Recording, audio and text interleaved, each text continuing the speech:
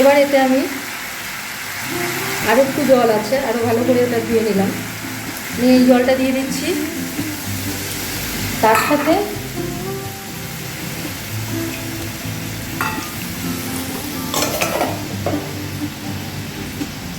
আরও জল দিচ্ছি।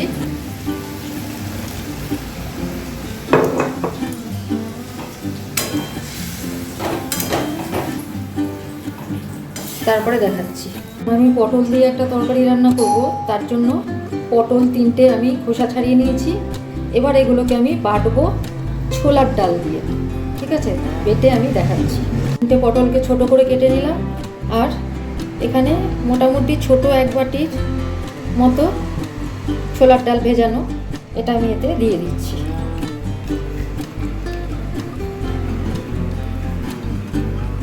আচ্ছা, 2টো কাঁচা লঙ্কা এতে দিয়ে দিচ্ছি। আর কিছু দিচ্ছি না, মানে বাটার জন্য। বাদবাকি আমি যখন মানে করব তখন দেখিয়ে নিচ্ছি, ঠিক আছে? এবার এগুলোকে আমি বেটে নেব। আমার পটল বাটা হয়ে গেছে, এবার দেখাচ্ছি কি করছি। দিয়ে দিচ্ছি, মেশাচ্ছি। এগুলো একটু কাজু গুঁড়ো দিয়ে দিলাম, সে জিরে গুঁড়ো দিয়ে দিলাম, এটা হচ্ছে ধনে গুঁড়ো দিয়ে দিলাম, এটা হচ্ছে নুন আন্দাজ মতো,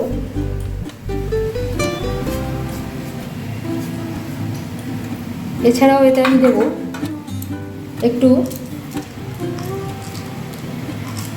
চারমগজ দানা। দেখুন, এগুলো চারমগজ দানা, এগুলো একটু দিয়ে দিচ্ছি।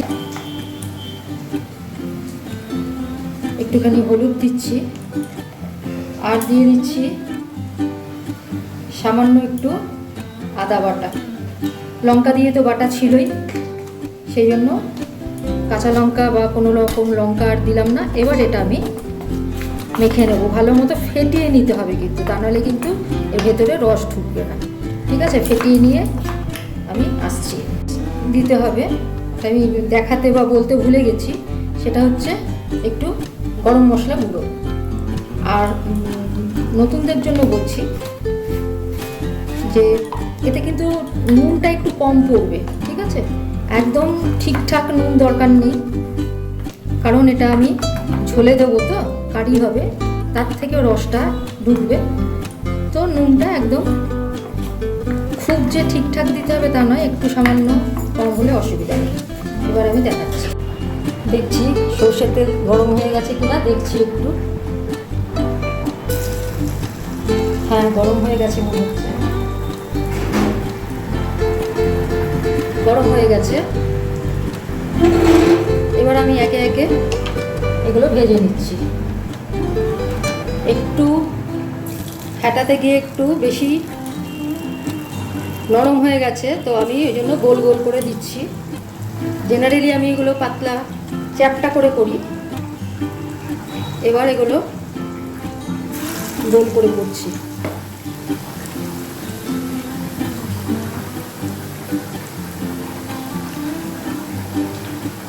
এইভাবে আমি কোপ্তাগুলোকে বানিয়ে নিচ্ছি, তারপরে ফিরে আসছি। উল্টে দেবো, একটা পিঠ হয়ে গেছে। এইভাবে একটা একটা করে উল্টে দিচ্ছি। খুব সাবধানে ভাজতে হবে। সাবধানে এই কারণে বলছি যে উপরটা কাঁচা আছে, এই যে খুন্তিতে লেগে যাচ্ছে।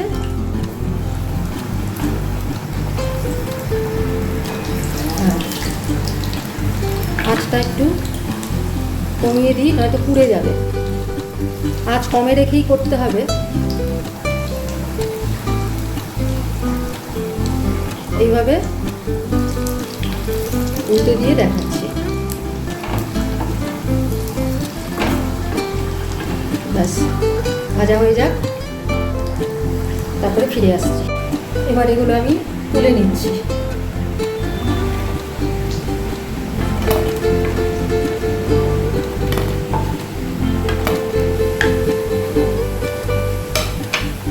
আরও দিয়ে দেবো, ভেজে নিয়ে ফিরে আসছি।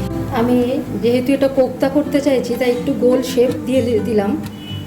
আগেরগুলো শেপ দিতে পারিনি, আসলে প্রচণ্ড নরম হয়ে গেছে ফ্যাটাতে গিয়ে। আমার একটু ফ্যাটানো বেশি অভ্যাস তো। তো যাই হোক, একটু গোল শেপ দিলাম, শেপ দিলে দেখতে ভালো লাগে, এই হচ্ছে ব্যাপার। বাকিটা ভেজে নিয়ে তারপরে ফিরে আসছি। এখানে আমি কাসুরি মেথি একটু গরম করে নিলাম। বর্ষায় তো নেতিয়ে যায়, স্যাঁতস্যাঁতে হয়ে যায়, গরম করে এখনই আমি এটাকে ভেঙে নিচ্ছি। মুচমুচে থাকতে থাকতেই ভেঙে নিতে হবে। এবার ওই বড়া ভাজা তেলটাই আমি নিলাম, নিয়ে এবার এতে আমি দিয়ে দিচ্ছি আলু সিদ্ধ। একটু ভেজে নিই।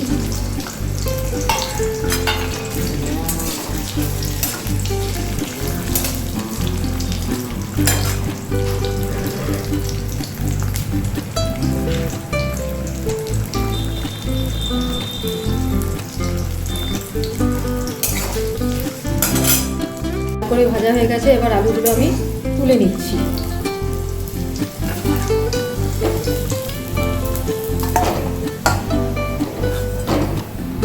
এবার এই তেলেই আমি দিয়ে দিচ্ছি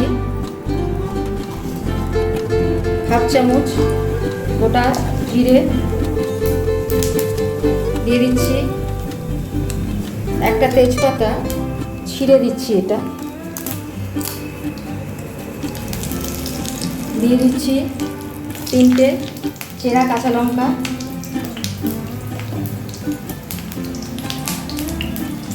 দিয়ে দিচ্ছি একটু হিং,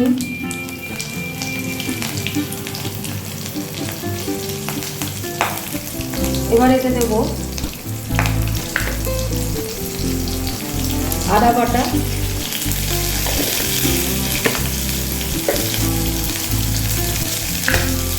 দিয়ে দিচ্ছি এগুলো সব আন্দাজ মতো টমেটো বাটা,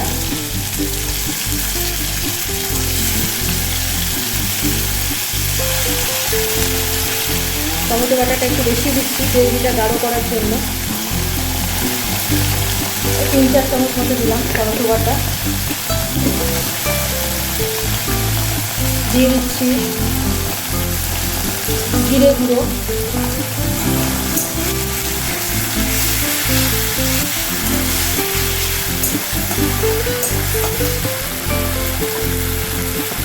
দিয়ে দিচ্ছি ধনে গুঁড়ো হাফ চামচ, জিরে গুঁড়ো দিলাম 1 চামচ। এবার এতে দিয়ে দেবো হলুদ,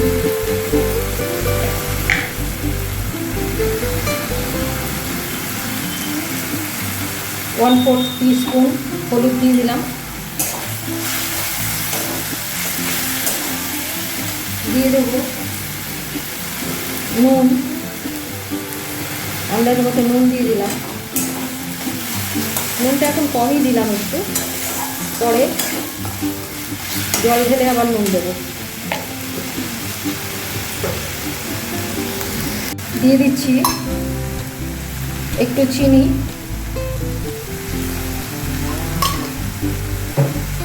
দিয়ে দিচ্ছি একটু কাশ্মীরি লঙ্কা গুঁড়ো, তো লাল লাল হবে। 1 চামচ মতো কাশ্মীরি লঙ্কা গুঁড়ো দিয়ে দিলাম।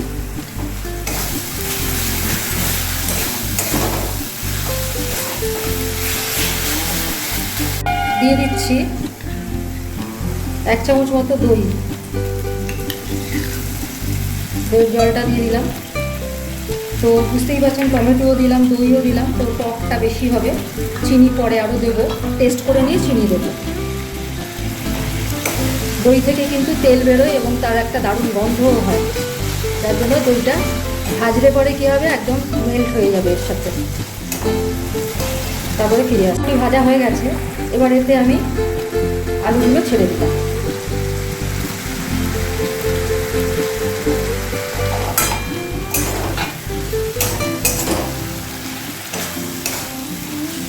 কষিয়ে নিচ্ছি আলু দিয়ে। ভাজা গন্ধ বেরিয়েছে, আদা তো বেশি ভাজা যায় না, তিতো লাগবে। এবার আমি প্রথমে অ্যাড করছি এই যে জার ধোয়া জলটা, যার মধ্যে একটু ডালও রয়েছে, সেই জলটা আগে অ্যাড করলাম। এবার এতে আমি আর একটু জল আছে, আরও ভালো করে ওটা ধুয়ে নিলাম, নিয়ে এই জলটা দিয়ে দিচ্ছি। তার সাথে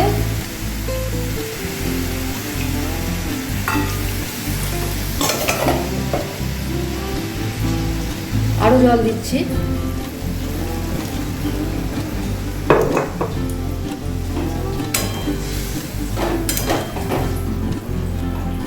তারপরে দেখাচ্ছি। ফুটে উঠেছে, আমি পটলের এগুলো দিয়ে দিলাম, কোপ্তাগুলো দিয়ে দিলাম। তারপরে ফিরে আসছি, এগোতে রসটা ঢুকে যাক। আমার এটা হয়ে এসছে। এবার আমি এতে দিয়ে দিচ্ছি হাফ টিস্পুন মতো শাহি গরম মশলা। এটা আমার নিজেরই বানানো। গরম মশলাতে যে 3টে জিনিস থাকে সেগুলো তো রয়েছেই, তার সাথে আছে জায়ফল, জয়িত্রী গুঁড়ো আর বড় এলাচ গুঁড়ো। ঠিক আছে, এবার এতে দিয়ে দিচ্ছি এই কাসুরি মেথি, দিয়ে দিচ্ছি একটু। আচ্ছা, গ্যাসটা অফ করে দিলাম। আর দিয়ে দিচ্ছি একটু ঘি। ঘি ইচ্ছা হলে স্কিপ করতে পারেন, নাও দিতে পারেন, কারণ এই যে দুটো জিনিস দিলাম এতেই দারুণ এক্সেলেন্ট টেস্ট হয়েছে। হয়ও, এটা এরকমই হয়। তো একবার বাড়িতে বানিয়ে দেখবেন, অনুরোধ রইল। আর ভালোই ফুলে উঠেছে বড়াগুলো। আমি সাধারণত এগুলো করলে পরে আলু দিয়েই করি, আমার বাড়িতে সব আলু দিয়েই পছন্দ করে। কেউ ইচ্ছে করলে আলু ছাড়াও করতে পারেন। তো আমার পটল কোপ্তা রেডি টু সার্ভ। এবার আমি প্লেটিং করে দেখাচ্ছি। আমার পটল কোপ্তা, শাহি কোপ্তা রেডি টু সার্ভ। কালকে আবার অন্য কিছু নিয়ে ফিরে আসছি। ততক্ষণের জন্য ভালো থাকবেন, ধন্যবাদ।